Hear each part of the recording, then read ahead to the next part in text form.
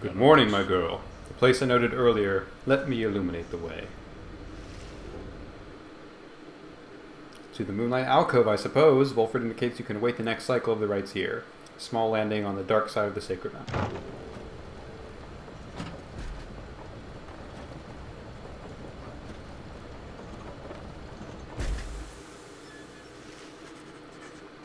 Volfred leads all of you into a calm and quiet clearing tucked away inside one of the mountain's hidden folds. All about you see a variety of strange items and equipment.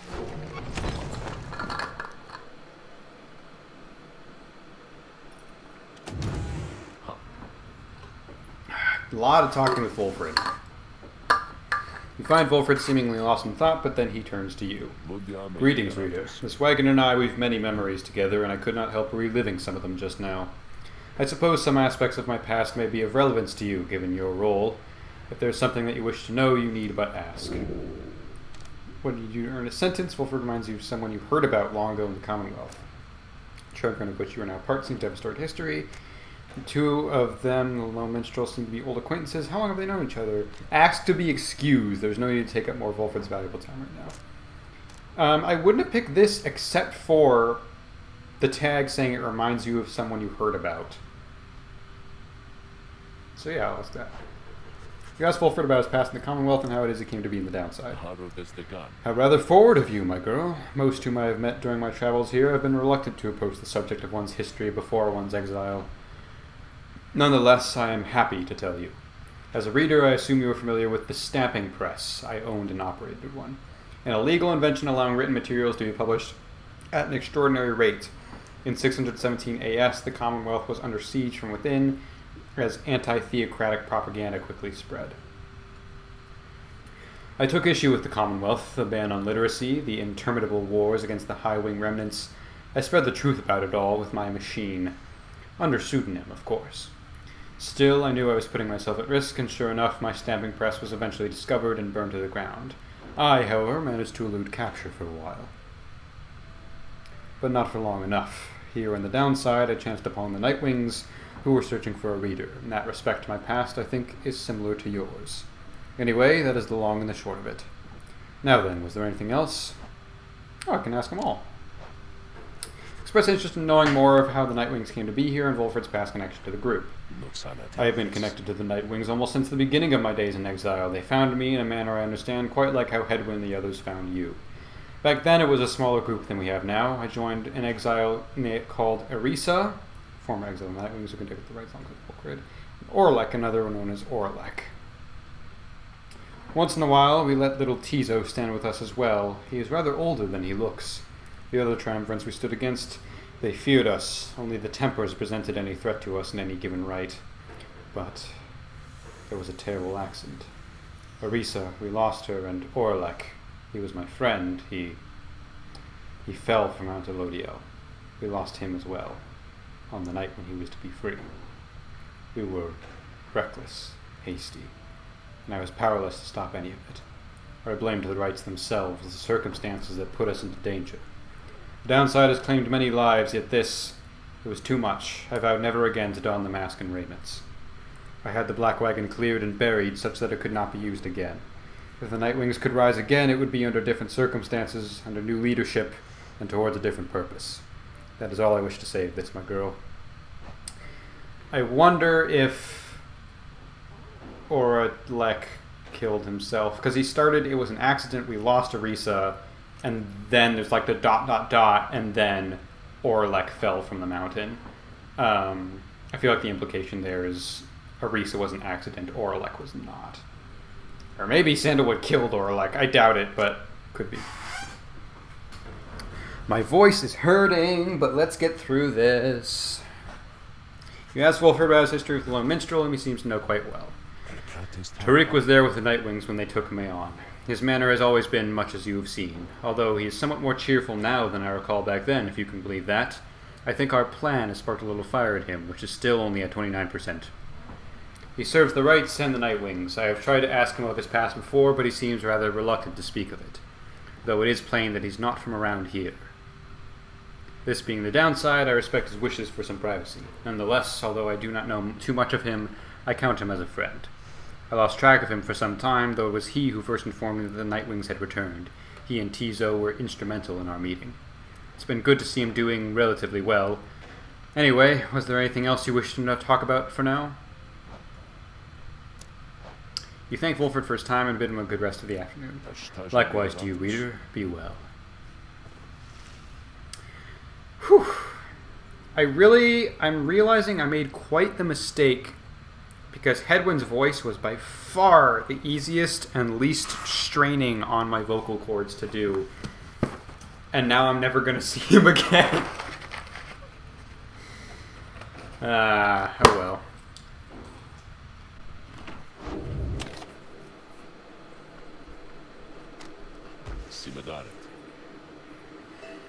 Everyone, the amenities are modest here at Moonlight Alcove, but I suggest you get comfortable. We may be here for some time. As for myself, I have some business to attend to. Please leave the wagon in my care for now. It shall be ready by when you need it next. From the mountaintop, you can see all across the downside its impossible expanse staring back at you. The thought occurs to you that you may never see another land besides it. And so, you and your companions wait upon the mountaintop in quiet solitude, anticipating when the cycle of the rites begins to turn again. Then you shall have another opportunity to free one of your own. You may earn back their freedom one by one. Many moons pass. Then, one evening... May I have a moment, reader? The Lone Minstrel finds you poring over the Book of Rites, which has new chapters revealed! As has been your leaning through at your stay at this abode. Begging your pardon, but there is something you may wish to see. Please follow me. You follow him into the cold night. Look forth, reader madam. The stars shine like you have never seen. Once more the path towards salvation is revealed, but now something is different. The stars shine once more. There's a big giant eclipse in the middle of the sky. Do we get to choose between some? Yeah, that's what that would have been my guess. Each prior time you search the stars, they show to you a single path, but now several rites avail themselves to you at once. Henceforth, you may choose from several different rites. Choose your path towards salvation.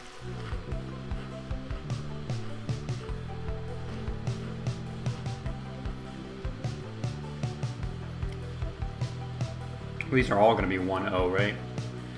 We can fight Sir Deluge.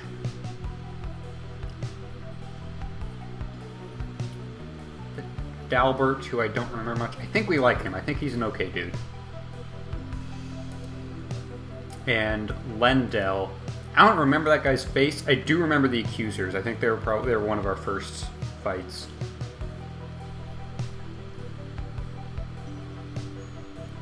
Let's take it back to the start. Why not? Don't know how much of an effect this has on things.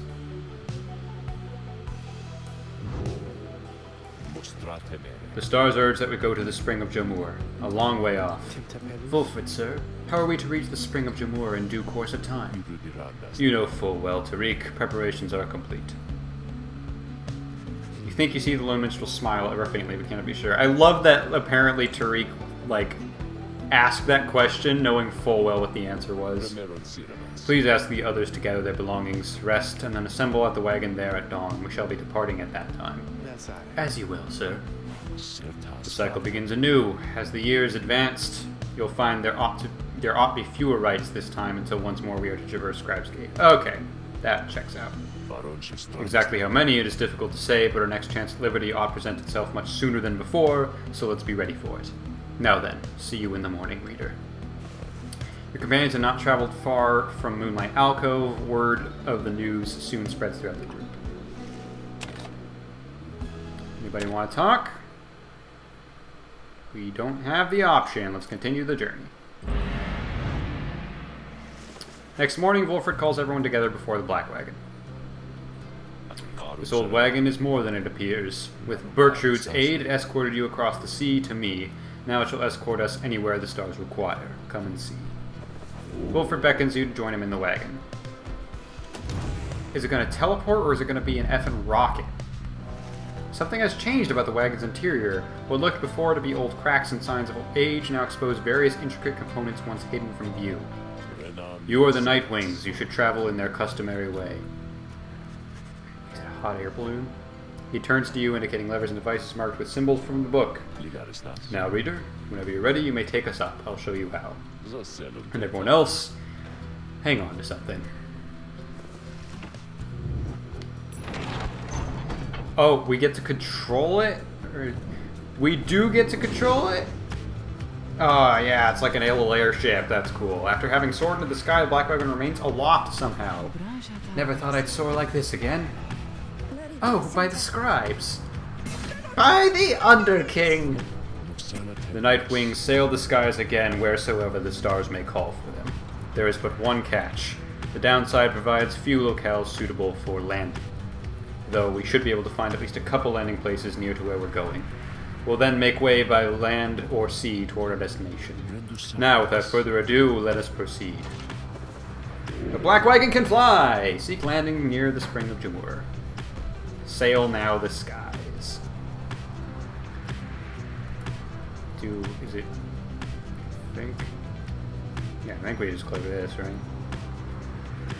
The Alpha Chief hoping... Or do we?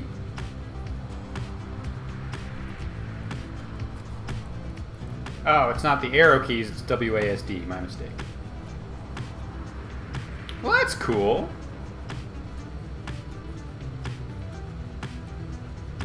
Ooh, alright, smooth transition, I was wondering. Hold shift to boost. Use the boost to get through. Something about the strange island you see below draws your attention. Should we be exploring? Am I supposed to be exploring right now? Best to avert your gaze from the Isle of Kaelmer. Even the scribes themselves thought to avoid the place. Let us fly on. A forbidden island nestled in the deathless tempest. It has significance to the 8 scribes. You say so.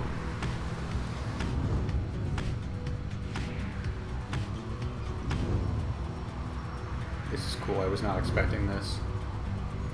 Oh, hey, hey, what? Who are you? Oh, God. What? My beautiful wagon, what has happened?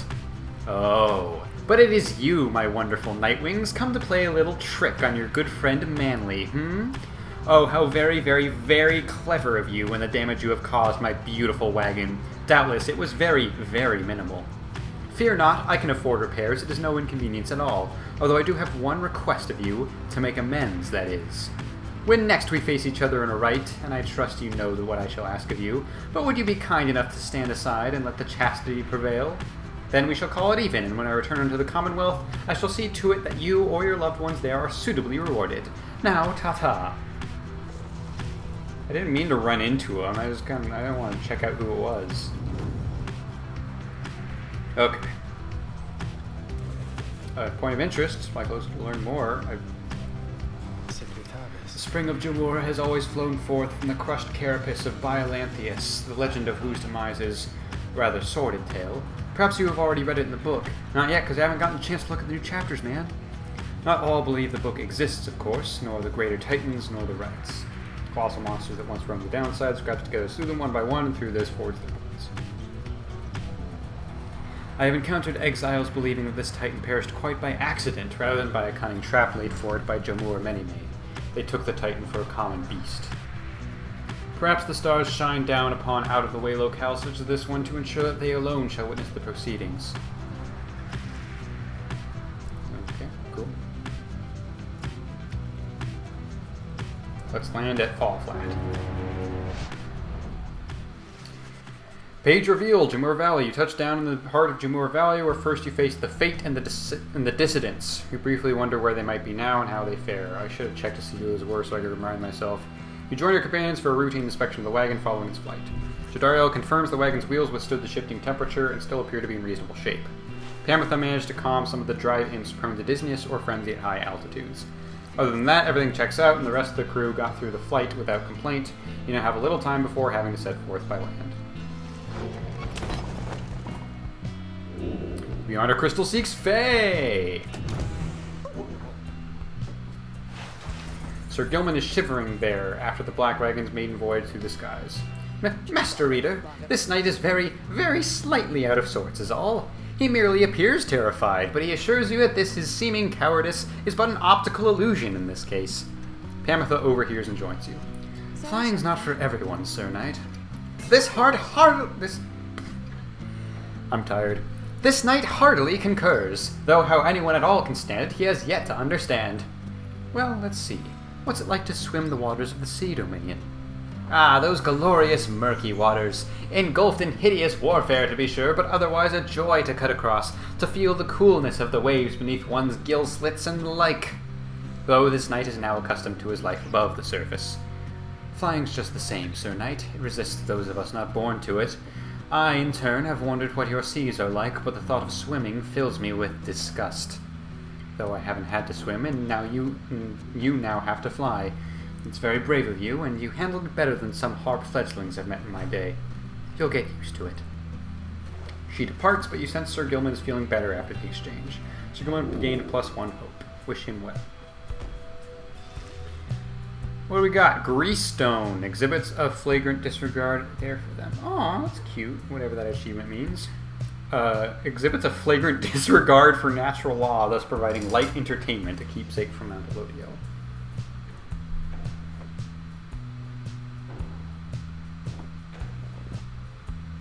What is this? Is this just part of the higher balloon? Singing Sands. The so-called singing is the sound of countless screeching wheel mites, a keepsake from Jimmoor Valley. Waking Wood Wisps. The wisps inside provide a scarce bit of light when it is needed, all for a low monthly fee, a keepsake from Black Basin. Wait, like the wisps take the fee? That's fun. I sense my lovely reader has returned. Then, how may I assist you? I shall gladly oblige my reader. Who is to be the lucky one this time? Is gonna be Faye. You asked Sandra to administer one of her special trials for Faye. I must admit I do sense something from that one. I once had a wild heart myself, quite like her own. We shall see if there is more to her than that. Let us bring her forth. Soon Faye arrives in aid of the summons. The scribes? I think that if I listen carefully that I can hear them calling out to me?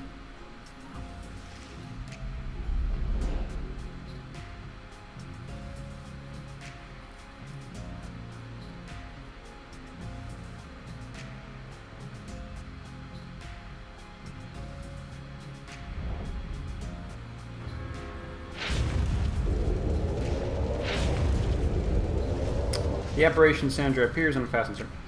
Listen well, girl. The place where you reside at present has but a single rule, which is, you answer to me here. Wow. Okay, I will. Such naive enthusiasm. Now be silent. It is plain to me that you have much to learn as yet about the rites, but you have learned something, and I would see you prove it, without the benefit of anyone save for your reader. Okay. Are you out there to help me with this, miss? Oh, 3 teasers.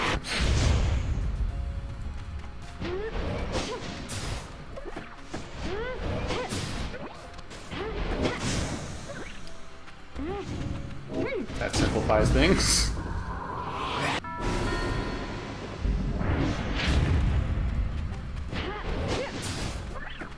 Just do the same thing again. Thank you.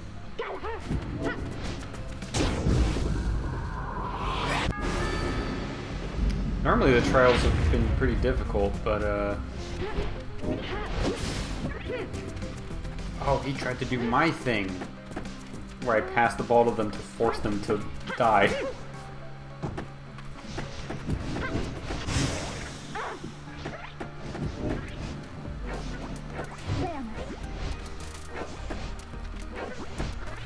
Stop it. Hey, no, you did the thing. You can't do the thing. Not on purpose. You're the computer.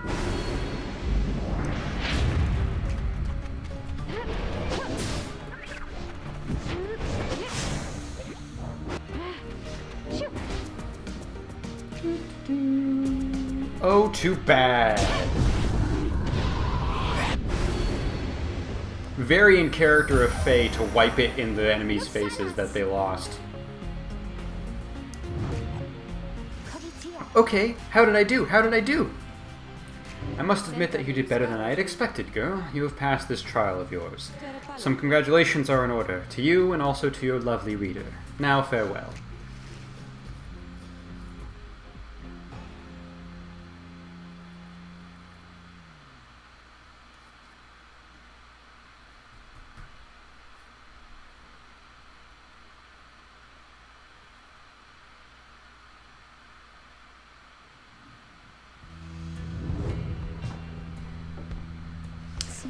Did I imagine all of that, miss? Because I hope I didn't.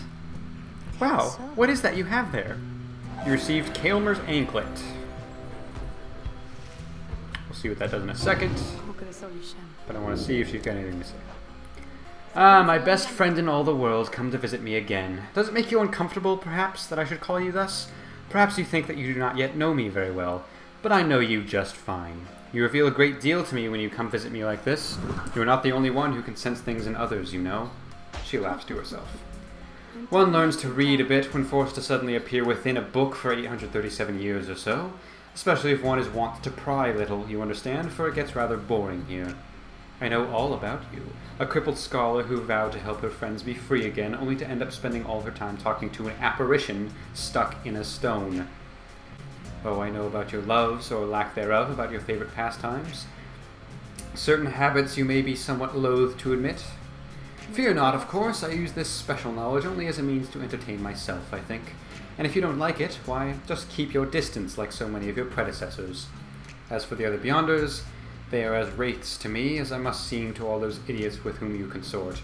I cannot confide as easily in my own kind as I am able to confide in you.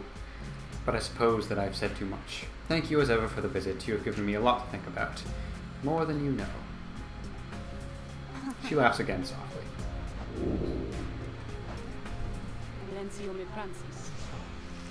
Alright, we are going to see what else we've got in the book, and then we're going to call it there, I think. Holy crap! Why did they lock off so much? Okay, so first we're just going to see, is there anything we missed?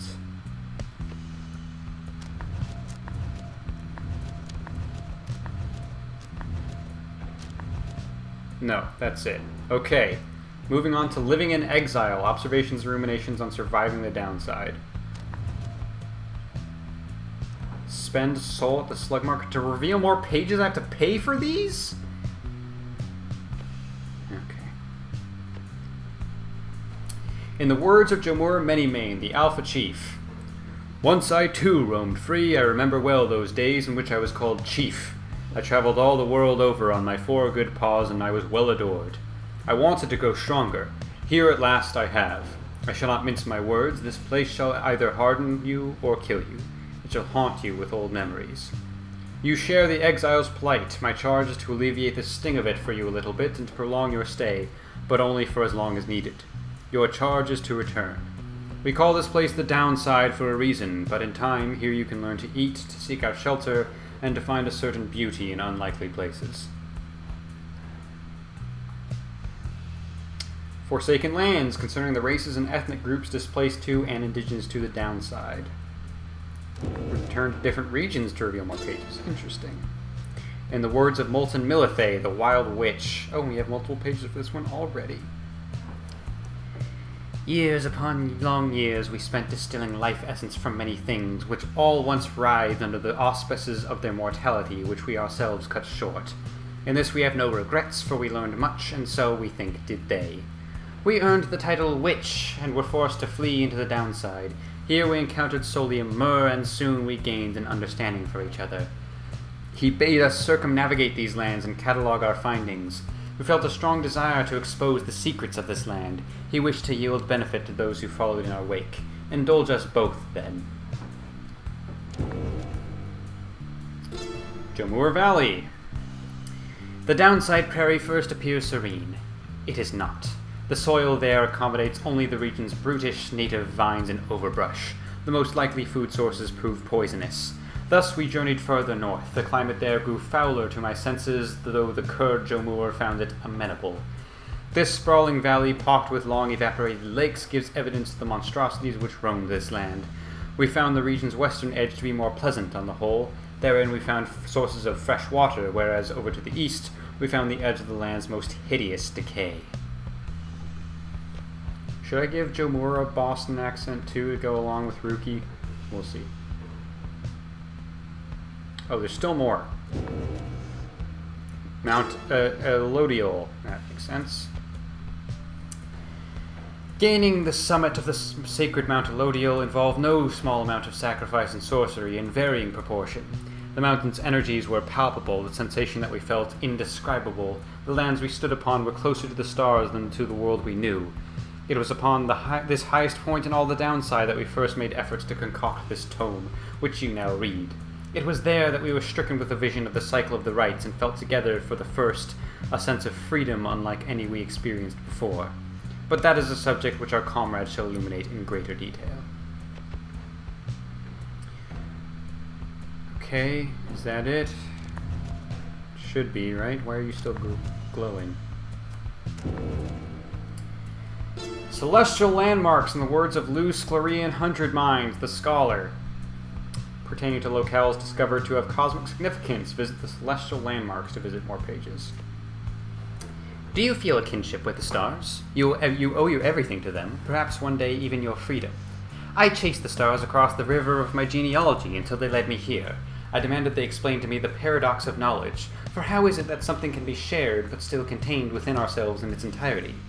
The stars did not respond, but sent me on a quest. I sought the 9 landmarks which they revealed to me, so that someday I would reveal their mysteries to you. These landmarks, emissaries of the stars, are 9 lenses through which we see the land and see ourselves in a new light. The Book of Rites. Much can be said about the Sisters of the Arch, whom we banished to the great beyond for deeds irredeemable. Suffice it that the details of their banishment are written in this book. The sisters in the book became inseparable, not unlike the stars, their light, and the infinite darkness that engulfs them. The stars communicate to us, and you in turn.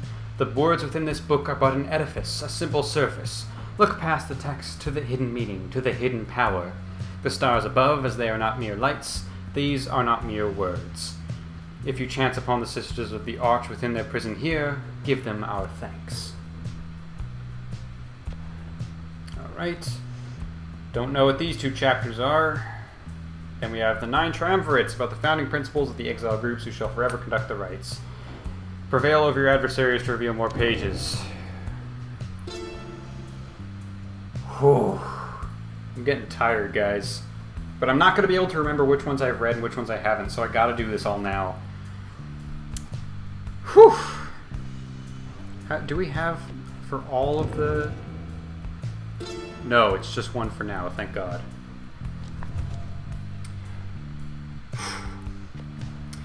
In the words of Haub the Swallow the Accursed. At first I found it much too difficult to read, much less to write, even to grasp the quill. But the Horned One Mur implored me. He said this is the greatest gift that he could give to me in return. In return for what, I asked. In return for his life, he said. But I did not save your life, I said. You did, he said. We fight about this still. Mur is stubborn more than I. Now herein, and by his leave, I chronicle the 9 triumvirates, for I am of this land, unlike the rest, who wish to leave.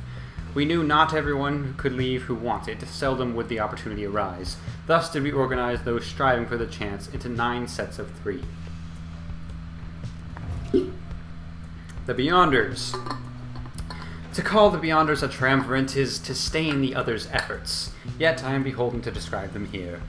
A pack of bandits loosely organized under the Sisters of the Arch, they traveled all this way into my lands to take the Horned One's life, to kill my friend, Mur. We thwarted them. We had them at our mercy. Mercy had become imperative to Mur. We spared their lives, but banished them to darkness far beyond these lands. Now and forever the Beyonders cling to a beholden duty to confront the true triumvirates whenever they so choose, so that whenever the true triumvirates clash, it shall be to their fullest extent. Alright, and last we have on Commonwealth, principles of a truly free society forming the basis of this book. Conduct liberation rites to reveal more pages. On Commonwealth, in the worlds of Triesta Tithys the Blessed-born. Or Blessed-born, that sounds better. We the 8 assembled here together in the downside, and we gave our freedom so that you may yet have yours. It is an exchange we have not lightly made. It is my charge to ensure that you, should you regain your freedom, first off recognize its qualities and also use it wisely. You do not need a pair of wings in order to be free. My own wings, I once thought they could take me anywhere, and then they took me here where I am bound. It is your charge to be free and not to make the same mistakes. Spring from here and learn from what we did, and build a new and great society, a free society, with wings spread wide for everyone. 149 pages to this thing. I might not get to all of them. Anyways, how can we save the game? Because I don't have to do that again. Do we just have to proceed? One last cutscene, then we'll call it. As you look about the stark badlands stretching in every direction, Volfred approaches and asks for a moment of your time. As we were unpacking the wagon, I happened to find something of note. Let's throw it in with the rest of the cargo, shall we? He hands you the item that he found and encourages you to take the rest of the day to rest and pursue your vocations. You receive Forgotten Parcel. It should fetch you some souls stashed away. Oh, I forgot to look at some things. We need to get phase thing.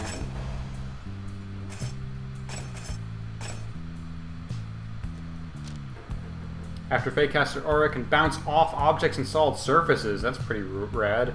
Royal Trader's Hollow Band ensured the Sisters of the Arch were to carry out the mission. And then we can give this just else. Yeah, let's make Tizo quicker. He needs to be quicker.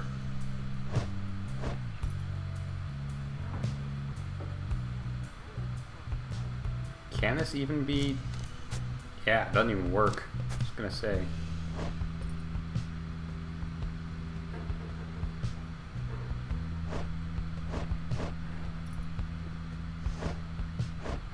Son of a gun! Did Hedwyn take his talisman with it? Oh well, he had his special talisman that only worked for Hedwyn. For a second, I thought he had the one that lets you use money, it lets you get money every time you kill someone, but I was wrong.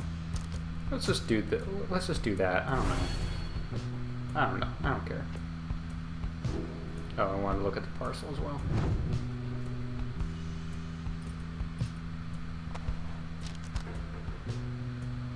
Yeah, I guess that's it. Was that a foraged item, I guess? Don't get many of those, because I always do my good duty and boost the whole squad.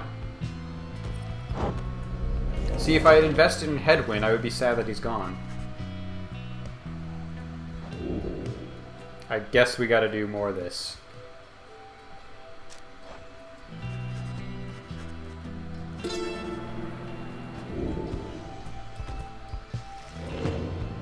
Save game, save game, save game!